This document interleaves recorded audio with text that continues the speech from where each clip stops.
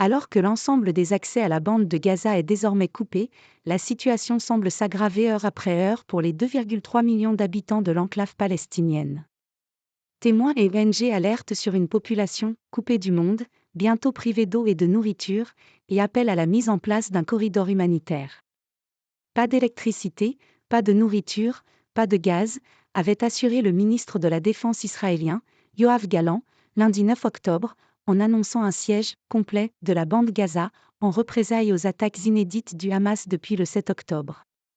Cette sinistre promesse semble déjà avoir été respectée, selon plusieurs témoignages recueillis par France 24. Tout est fermé, plus rien n'entre ou ne sort depuis plus de 24 heures. Les stocks de nourriture sont presque vides, l'eau manque déjà, témoigne Omar Chaban.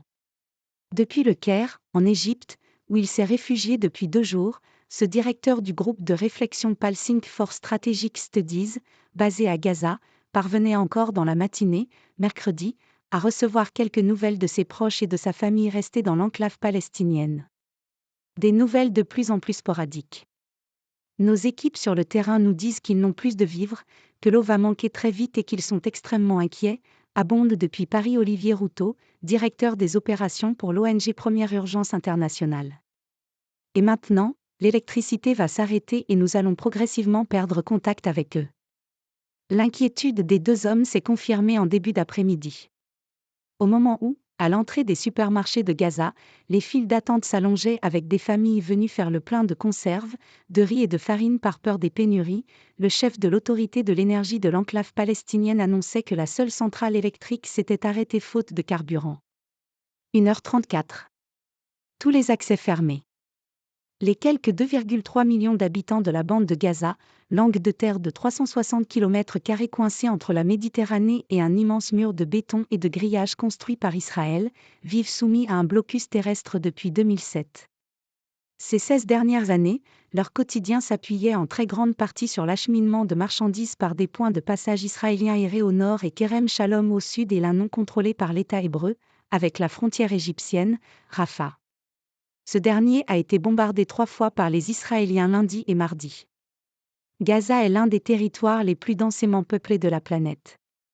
Nous avons bien quelques poissons, quelques champs, mais en aucun cas assez pour nourrir l'ensemble de la population. Il n'y a aucun moyen de survivre sans ces importations, insiste Omar Chaban. Mais depuis lundi, les points de passage restent strictement fermés aussi bien aux personnes qu'aux marchandises. Jusqu'ici, Israël s'assurait que nous puissions importer le minimum vital. Mais après les événements des derniers jours, il veut punir la population, dénonce-t-il.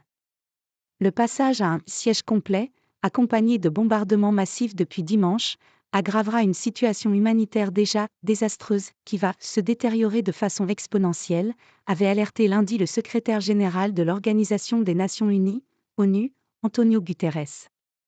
La population aura bientôt très soif. Autre problème majeur, l'accès à l'eau. La bande de Gaza souffre continuellement d'un mauvais accès à l'eau potable, avec environ 90% de celles présentes sur le territoire impropre à la consommation, selon les chiffres de l'ONU. La seule source d'eau douce est une réserve souterraine en bord de mer, un aquifère côtier, particulièrement sensible aux infiltrations d'eau de mer et aux pollutions. L'eau qui en est issue est ainsi quasi continuellement saumâtre et polluée.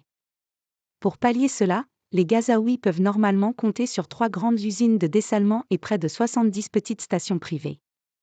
Ces dernières permettent de produire jusqu'à 37 millions de litres d'eau douce par jour, soit 18 litres par personne, un chiffre encore loin d'une consommation courante, l'OMS estimant que 100 litres d'eau sont nécessaires à l'usage quotidien. De l'eau en provenance d'Israël, et comptant pour environ 10% de la consommation annuelle de Gaza, vient compléter.